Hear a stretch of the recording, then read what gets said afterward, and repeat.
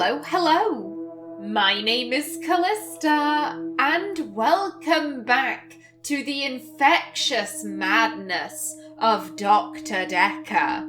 In the last episode, I was getting annoyed with Bryce. I took a little bit of a break, and I discovered that I was probably just hangry. I've eaten some food, I am feeling significantly less annoyed. Now then, buddy, what were we talking with you about? Yeah, we do not want to see your photos of Jessica. No thank you. That is not what we are about. Question history? That's a bit odd. I could have swore we had stars up in here. Did I not move them up? I thought I did. Oh. I must not have bounced them to the top. Excuse me. There we go. How did he change? Advice. Excuse me. There we go. Was Dekker's coffin empty? Okie doke. Was that all of them?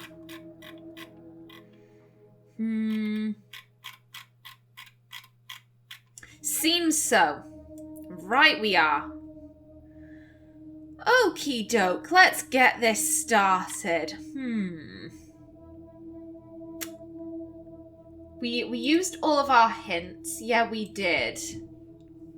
Let's go for this one. No, the coffin wasn't empty. There was something in it. A decoy, I'd imagine. And I'm pretty sure we asked about decoys. Where are we at? Yes, Bryce. Yeah, a decoy. Maybe... Why would the coffin be empty?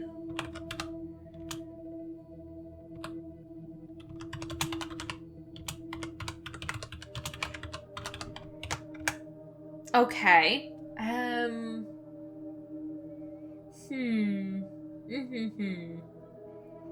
You know what? Hint. Maybe Dr.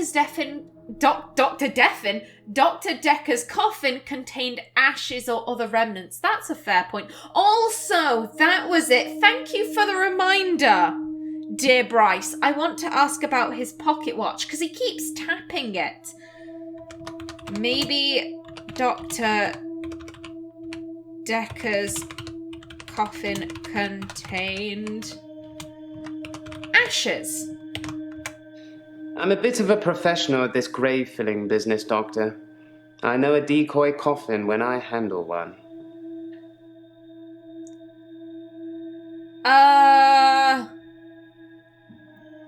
Sir. That implies that he's handled decoy coffins before, and that makes me suspicious. You've handled multiple decoy coffins? Okay, we can't go into that. That's annoying. He said something really creepy there, and I'm like, please, tell me more. Pocket watch. I don't know. Mate, you keep tapping it. You keep pulling it out of your pocket and tapping on it. Okay,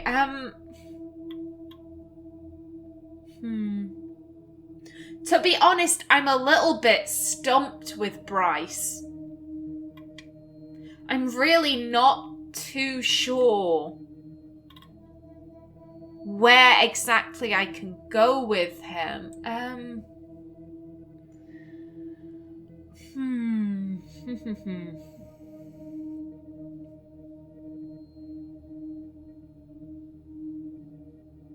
Oh, this might be a bit... this might be a bit dodgy, what I'm gonna do. We could go for... So when... Oh, how do I explain this? What would you do if you had an extra hour? We could go for the obvious leading question, which is maybe I'd kill people in the extra hour. How was I wording those? That's the big question.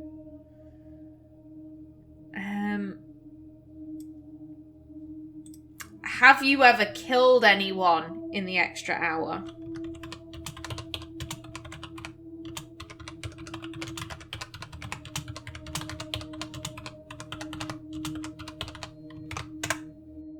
Okay, so we've talked about that. Yeah, that was out of control. Really? When I first got the hour, I was shocked, obviously. It took me a while to work out that everyone was frozen and only I could move, because I live on my own. What would you do, Doctor, if you had an hour where everyone was frozen? Go to a fairground? I'm really not too sure how... Have you killed anyone with your extra hour and out of control lineup? Oh well, maybe I'm barking up the wrong tree with Bryce. You know what, let's go to someone else. Claire. It's been a while, my dear. Where are you? That's Jasmine. Bryce, Claire, there we go. So we have hello, parents' death, Lake House, a girl, and David. Oh, and there we go. Let's start from the bottom. It's the anniversary of my parents' death today. I went to the lake house. I always go to the lake house anyway, but it's also where they died.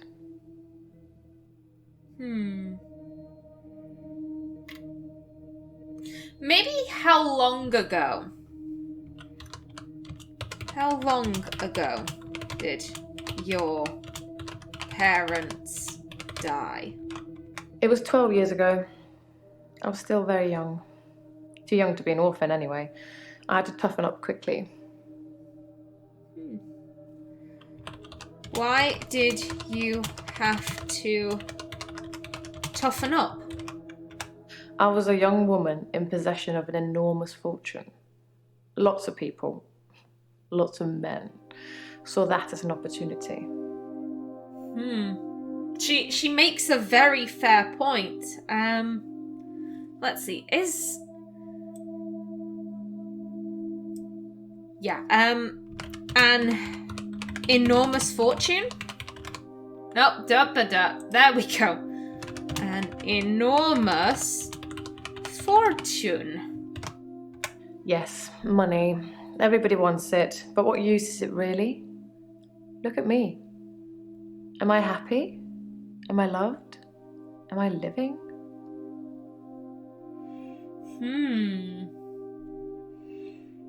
Again, she makes a good point.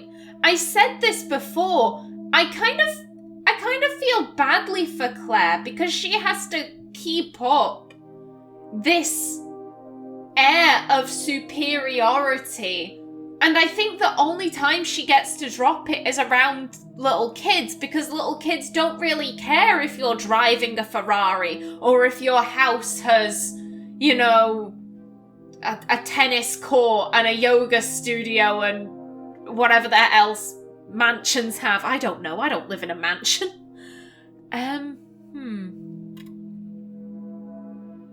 Let's see.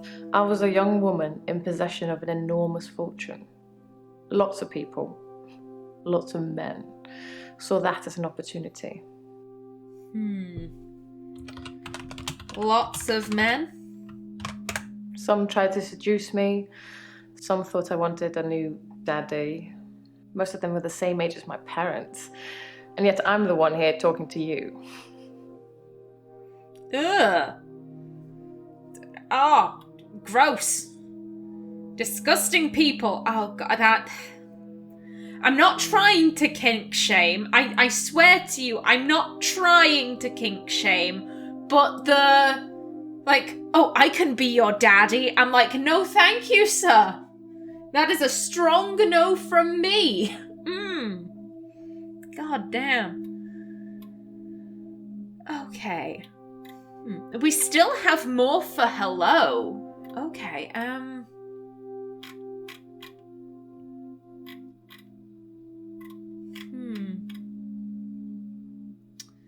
And more for David and the girl. God, I still feel very shaky about both of these. I don't like the fact that she asked me twice, are you sure I can talk to her? It's like when you're playing D&D and the DM says, are you sure you want to open that door? You as the player know, oh hell no, I should not be opening that door. That is a dodgy door.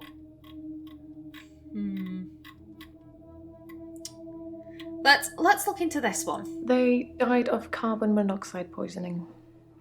I was staying at a friend's house. Otherwise, I would have died too. And then we asked about carbon monoxide poisoning and her being at her friend's.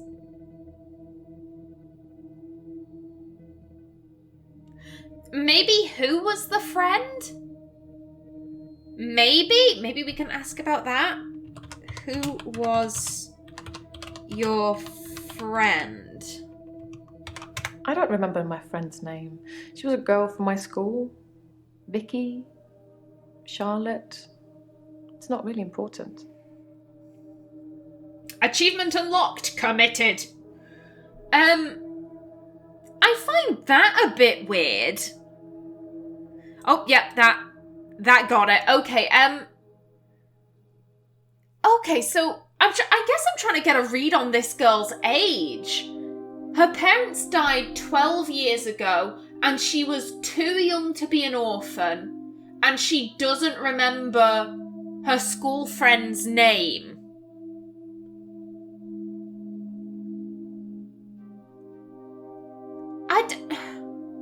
The fact that she can't remember the school friend's name signifies to me, like, okay, she had to be really young. But this lady looks older than 20. She looks older than 20, so I'm like, if her parents died when she was 8, that would put her at 20. I want to ask her age, but it's rude to ask a lady her age, and also, I don't think she would tell me.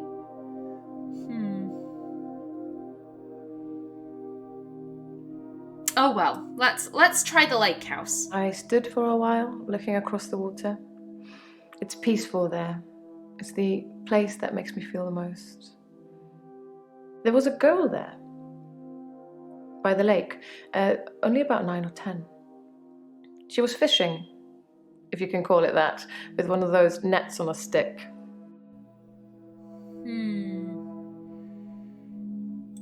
I don't know why I talked to her. She looked sad. I don't usually talk to children, but she seemed different, special. I'm allowed to talk to her, aren't I, Doctor?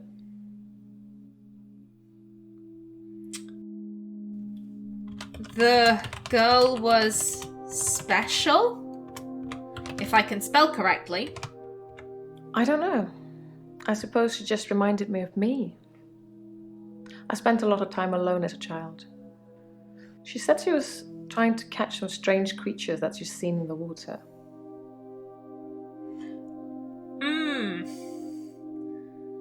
No. I don't like that. Okay, one I'm going to guess that maybe she was 9 when her parents died. Maybe that's why she went and spoke to her. She was like, it's the anniversary of my parents' death. Oh, look, there's a child who looks around the same age as I was when they died. You know, maybe that triggered something in her mind. I'm not entirely sure. Also, strange creatures in the lake. Strange fish creatures in the lake. No, thank you. Once again, this is reminding me of Lovecraft. strange creature? That's not how you spell creature. That is. I don't know. Minnows, probably. Everything's strange when you're a child. I like that. I like that as an answer. That makes me feel safe. Now then. Okay, what do we have? We have the lake house, David, the last time you saw him, and hello.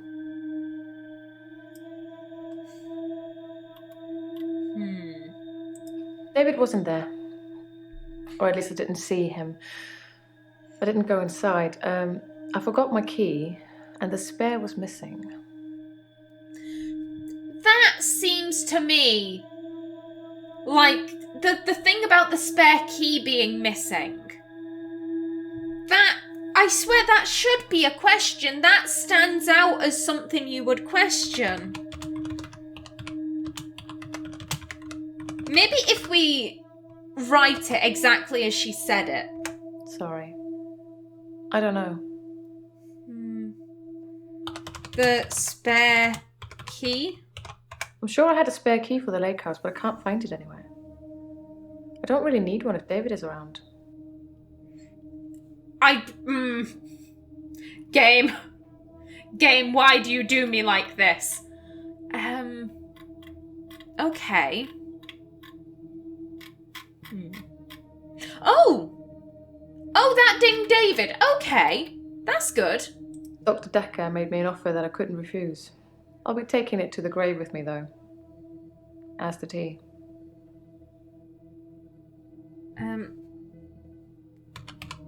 Dekker made you an offer. Dr. Dekker was more animated that day. Excited, even. He talked a lot. Oh! We're getting somewhere. Dekker was excited. Instead of his usual sarcasm and rebuttals, he seemed genuinely excited. Presumably he had a date. Oh, does everyone know that Dekker was dating his patients?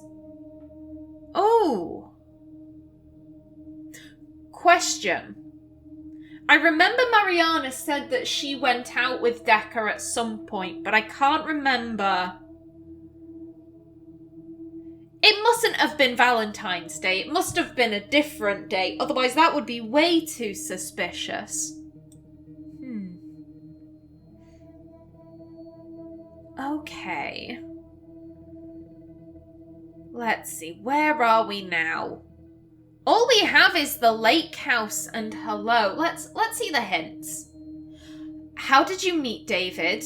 Do you love your husband? What were you doing on Valentine? I thought I already asked that. Huh. Okay. Met isn't the right word. David has always been there, in the shadows, on the periphery. I move in very exclusive circles. You tend to see the same faces. I'm guessing there must be quite a large age gap between Claire and David. I don't move in any circles anymore.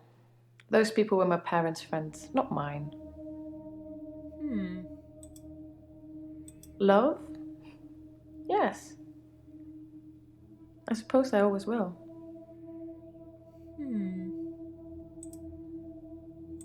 Valentine's Day night, I was at the lake house, watching David, like I always do.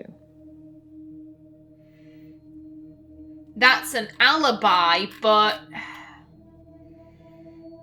it's not a very good one.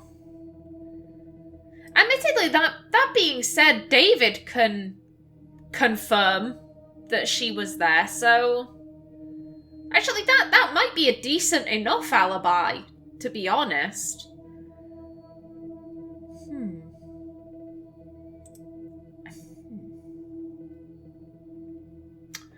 Let's see. Like you usually do, maybe?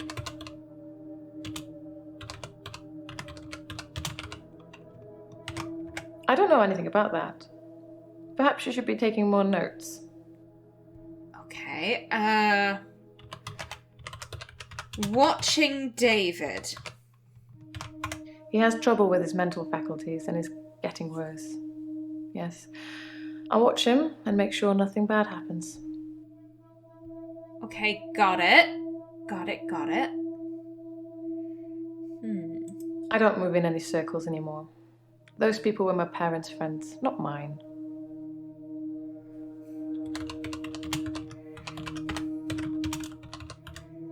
No, friends. I've known David forever. It seems like he's always been in my life, one way or another. He was a family friend. It's different now, of course, to when I first met him. I felt like he was protecting me then, watching over me. Nothing could hurt me when he was there. Oh, that strikes me as a bit creepy. Oh, here's the thing. I'm not all that fussed with there being a large 20, 30-year age gap. That doesn't ick me out or concern me. What concerns me is the fact that he's known her potentially ever since she was a baby. If he was, a friend of the family, he was friends with her parents, potentially he was, maybe there at her christening, there at her first communion. If her parents were religious, he might have been at birthday parties for her. And then after her parents die, he takes on this kind of guardian role. And that... Oh, I'm not going to say that David groomed her necessarily, but that is a level of closeness that I'm kind of like, you should not take that a step further. It's like he has a duty of care to this girl.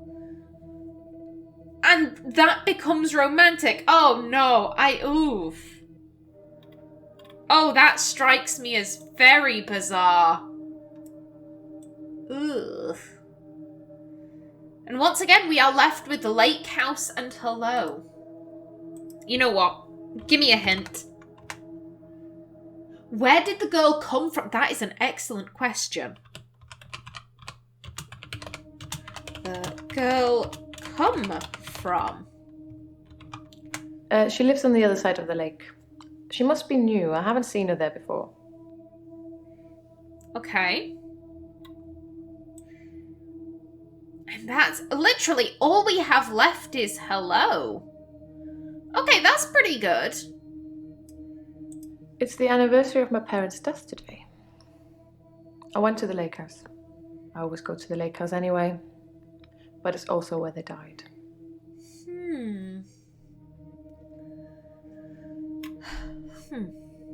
Okay, we've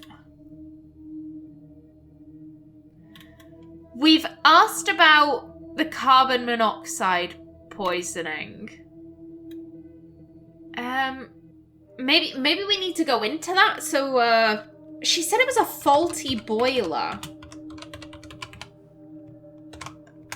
There's very little I'm not willing to talk about, Doctor.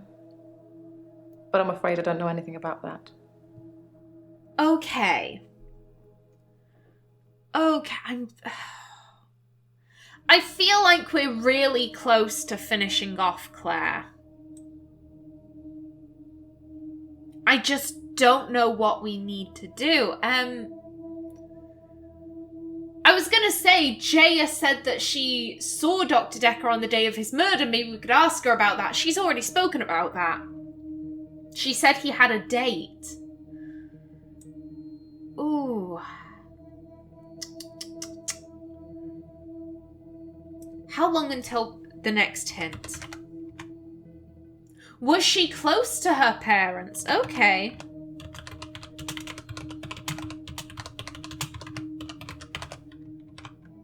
Yes, I loved my parents very much.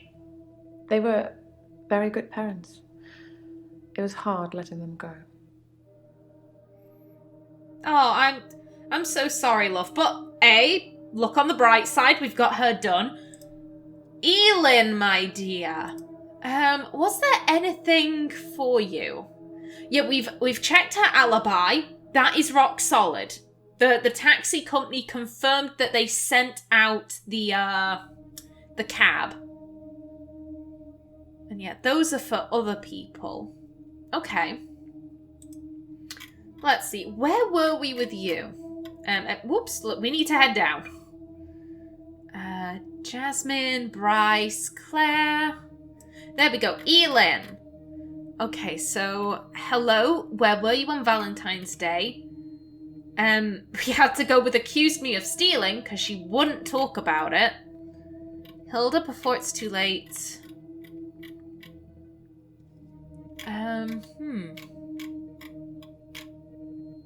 Okay. I'm intrigued that there's more with this. Okay. Really? I don't see the harm. Alice wanted me to have it. You and Terry and all the other nurses just don't understand. What don't we understand?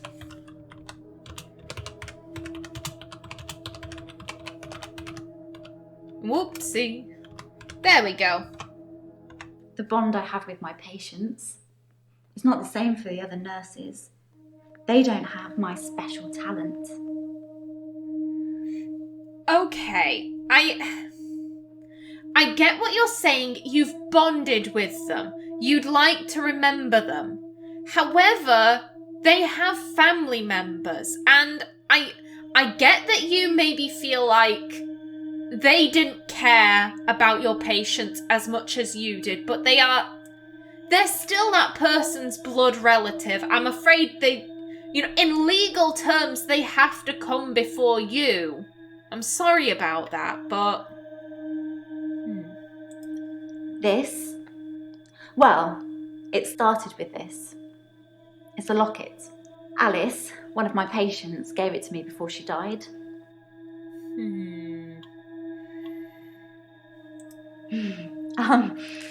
Actually, I had a hot date. It wasn't anything serious, just some guy I know. But it was a nice date, different to what I'm used to. So I have been reviewing the episodes every so often just so that I can keep on track of everything. Elin said she wasn't looking to date. She said that she was married to her job. You said you weren't interested in dating. That's not really important. Ask me something else. Okay. I must be barking up the wrong tree there. I haven't had a great day, to be honest. Someone accused me of stealing from my patients, which I would never do. Plus, Hilda's getting worse.